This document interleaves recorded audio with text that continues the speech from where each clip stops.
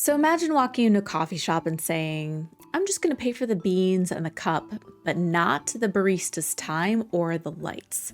Kind of sounds absurd, right? But when we hear people say, I want all of the funding to go to programs for your nonprofit, not overhead, they're essentially asking to just pay for the beans and the cup. Even though your nonprofit can't create your world-changing cappuccino without the barista who knows how to make it and the electricity that runs the machines, to stick with this analogy. So in this Changemaker Cafe episode, we're going to talk about common public misconceptions about nonprofit overhead, why it's critical nonprofits can get funding to cover these overhead costs, and then stick around to the end because I'm going to share some tips for talking to donors or funders about overhead so you can keep your nonprofit's lights on while you manage your programs for the community. Don't forget to subscribe to the channel for more content on nonprofits, fundraising, and more. And thanks to Click and Pledge for sponsoring this video.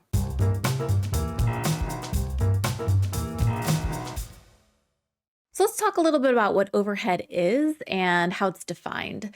When people talk about overhead, they're generally talking about some of the indirect costs of running the nonprofit, like salaries, office rent, administrative stuff like office supplies, fundraising, technology. But the thing is, these things aren't waste, they're infrastructure for the organization. And without investing in this infrastructure, you're going to see high staff turnover. You're going to see inefficiencies and instability in the organization. You're not going to see any available funding to innovate and try new things for risk of failure. And this could all eventually lead to the collapse or stagnation of an organization. I like to think about and describe overhead to others outside the nonprofit space as your house and all your utilities. If your nonprofit were a family and your mission were to help your family survive, you'd need a strong roof over your head, you'd need electricity to keep your refrigerator running. So how can we expect nonprofits to be able to focus on their social impact mission if they're constantly having to deal with problems like stuff breaking or their staff leaving? It's more cost effective to invest in keeping those things running so you can truly focus on the programs and helping others in a thoughtful, high quality, and effective way. I've seen countless posts online where someone's like, I don't want to donate to that nonprofit because their overhead's too high. So I get it. And I want to take a moment to address the psychology behind this fear of funding overhead. The first is we'll see these stories of nonprofit scandals in the news, even though the scandal and fraud in nonprofits might be quite rare, but it makes us concerned about misused funds. The second thing is there have been these charity rating systems out there for a couple of decades that have trained donors to see low overhead as a good thing, even though there's no evidence to support that. Third, donors want to feel like their money goes straight to the cause and overhead feels less tangible or direct, but we just need to do a better job of connecting the dots here and showing donors that actually when you support a strong organization, that helps the cause, that helps the mission. And the other thing is there's this disconnect between how we think about businesses and how we think about nonprofits. There's this idea that in businesses, investments are good and having strong infrastructure is good, but in nonprofits, it's a negative. Here's the thing we don't talk about enough in the nonprofit world. There's no correlation between having very low overhead and having very high effectiveness or impact on the community. In fact, there's more research to show that investing insufficiently in overhead and infrastructure can actually starve an organization, which will lead to less impact, not more. There was this one study done for Habitat for Humanity chapters a couple of years ago where they looked at the chapters that invested more in overhead and those that didn't. The ones that invested more and sufficiently and had healthy overhead actually built more houses for people than the ones that didn't. And so we see that the organizations that made strategic investment in overhead items, including competitive staff salaries to keep people around, technology, marketing, and fundraising systems, all these things had a larger impact on their community outcomes than when those organizations avoided those costs. High impact organizations must invest in people, tools, training, and planning, just like any high performing system or business. If you want to change lives, you have to fund the systems that make that change possible. Speaking of funding the systems that make change possible, it's a great time to thank the sponsor of this video, Click and Pledge. Nonprofits need an easy way to collect and track their donations. So, with Click and Pledge, you're going to get a robust dashboard where you can plan your fundraising campaigns and monitor your progress. You'll get highly customizable and brandable donation forms, in person fundraising features to collect donations at events, peer to peer fundraising that allows supporters to go out and form teams and raise money in their networks for your cause, video fundraising with donation links embedded directly in the videos, text to give, donor outreach tools for improving retention, a complete Salesforce integration, lots of other integrations, and more. But here's the thing, some platforms charge more based on your organization's size. Click and Pledge's pricing is going to stay the same even as your donor list increases. Nonprofits appreciate how there are no contracts and all of their solutions are included at no extra cost.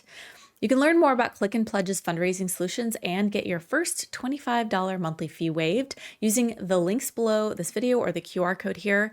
You can get in contact with their team, schedule a demo, and give it a try right now. So if you're going to talk to donors or your supporters about the need for funding to support overhead and general operating costs, here's how we could do this.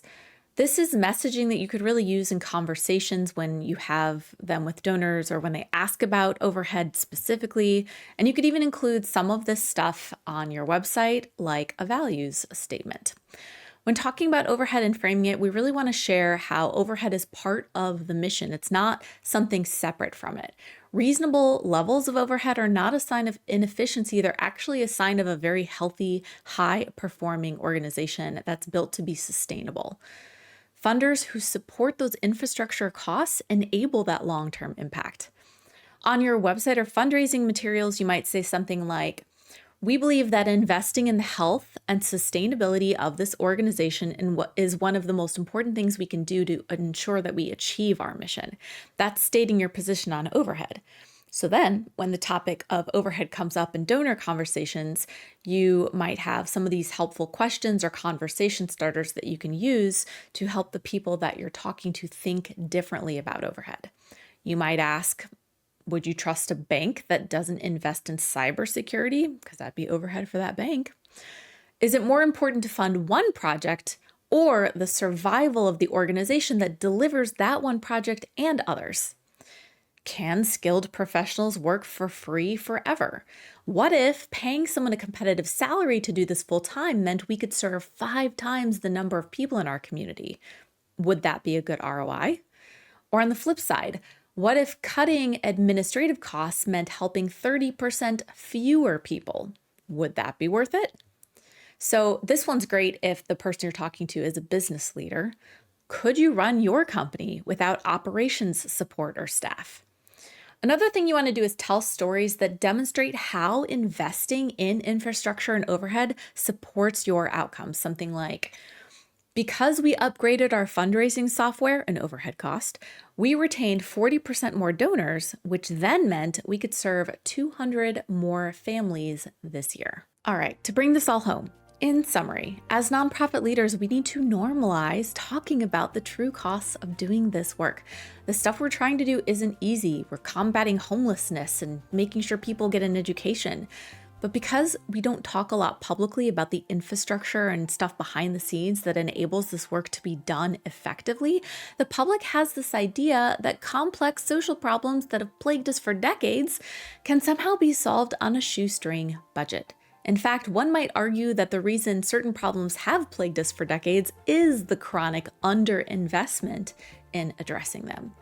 And if you're a donor or supporter of other organizations, it's important to think like an investor for long-term change and understand that those returns are going to come over time. Ask, what does this organization need to be effective, not what's the lowest cost, because those things aren't the same. I hope this gave you some helpful tools and ways to think about overhead. If it did, do me a favor and hit like on this video so other nonprofit leaders and folks in the community can see this. Be sure to subscribe to this channel so you don't miss our next episode. And don't forget, you can always get more content in my weekly newsletter and resources on my website, changemakercafe.com.